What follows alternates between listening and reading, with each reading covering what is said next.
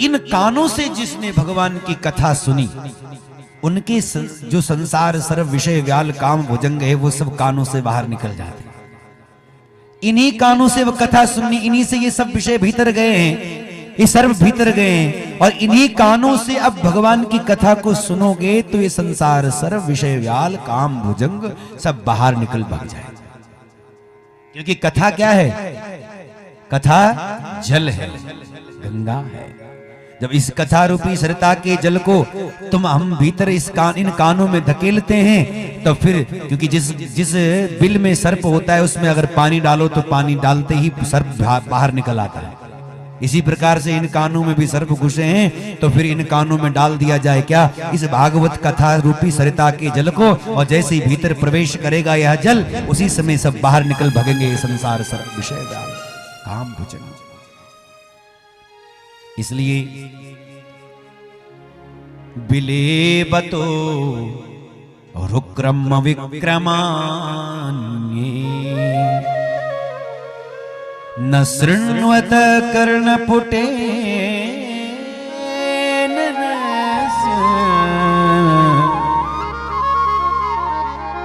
और इन्हीं श्लोकों का भाषांतर गोस्वामी जी रामचरितमानस में कर रहे हैं। क्या कह रहे हैं? जिन हरि कथा सुने नहीं काना, जिन हरि कथा सुने नहीं काना, जिन हरि कथा सुने नहीं काना, जिन हरि कथा सुने नहीं काना, श्रवण रंध्र अहि भवन समाना। श्रवण रंध्र, अहि कहते हैं सर्प को, अहि के भवन बन गए।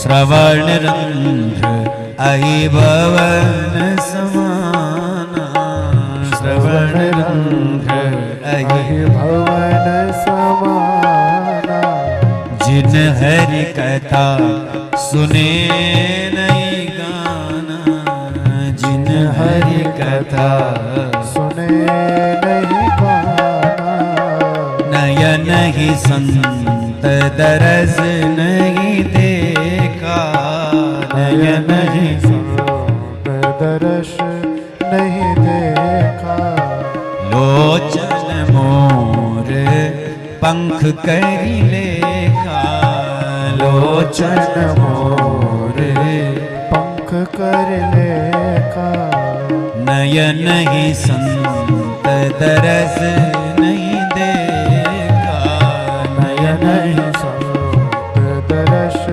नहीं देखा, लोचन मोर पंख करी लेखा, लोचन मोर पंख कर लेखा, जिन हरि कथा सुने नहीं काना, जिन हरि कथा सुने नहीं काना, सुने नहीं काना, सुने नहीं काना, अहि भवन समाना, सुने नहीं काना, अहि भवन समाना, सुने नहीं काना।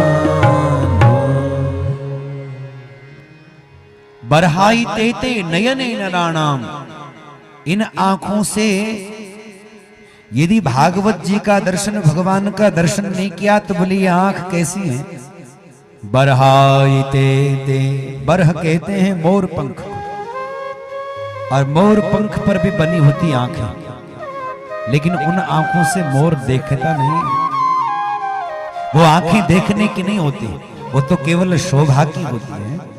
ऐसे ही हमारे शरीर में आंखें तो हैं, लेकिन केवल शोभा की हैं, क्योंकि इससे जो देखना चाहिए था वो तो दिखा ही नहीं अभी, इससे जो देखना चाहिए था वो तो देख ही नहीं रहे।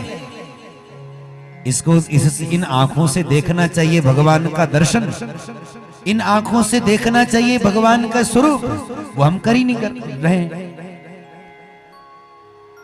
पादौ नृणाम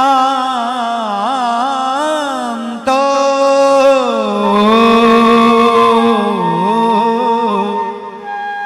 द्रुम जन्म बाजो। हम सबको इस संसार में पांव मिले हैं और इन पांवों से चल करके तीर्थ नहीं गए, इन पांवों से चल करके कथा में नहीं गए, इन पांवों से चल करके भगवत दर्शन के लिए नहीं गए। तो ये पांव कैसे हैं?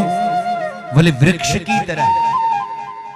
जैसे वृक्ष एक जगह से दूसरी जगह नहीं जा सकता है ना, वो तो एक जगह खड़ा रहता है। बस कितने कितने सालों तक, कितने कितने वर्ष बीत जाते हैं, कितने कितने युग बीत जाते हैं, खड़ा रहता है वृक्ष।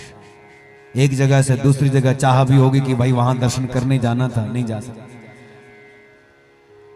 कथा में कौन पहुंचता है? जिन्होंने इन पांवों का सदुपयोग कर लिया। अब बताओ, कथा में पहुंचना कोई सरल बात है, और इस ठंड में पहुंचना, यह है कथा का प्रेम। कि रजाई का सुख छोड़ करके, अपने घर के हीटर का सुख छोड़ करके, आग अगीठी का सुख छोड़ करके हम यहां ठंड में बैठे हैं। यही इसी का नाम है तप। सत्य के लिए तपना, सत्संग के लिए तपना, श्रेय के लिए तपना, भगवत प्राप्ति के लिए तपना, यही तप है। जिससे हमारे आपके जीवन में दिव्यता आए, जिससे आप हमारे जीवन में श्रेष्ठता आए, जिससे आप हमारे जीवन में अंधकार अज्ञान हटे और दीप्त हो जाए हृदय ज्ञान रूपी प्रकाश से। ऐसा तप। तपो दिव्यम पुत्र कायेन सत्वम्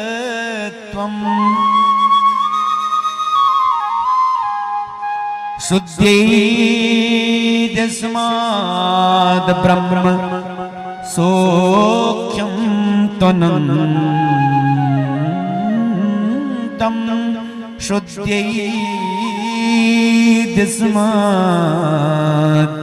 ब्रह्म सौख्यं त्वनन्तम्।